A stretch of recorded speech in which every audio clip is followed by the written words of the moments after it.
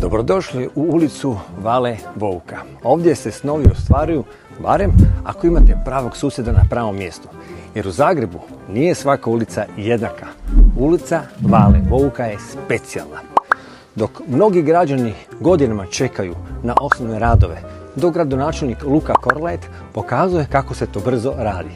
Brzo, efikasno i naravno kada je u pitanju njemu bitna adresa. Za sve one koji već desetljećima vode pravne bitke zbog imovinsko-pravnih zavrzlama, stiže poruka ohrabljenja.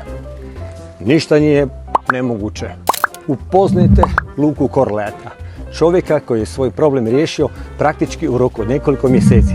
Pa to kaže da u platformi Možemo nisu sposobni. Samo im treba pravi motiv.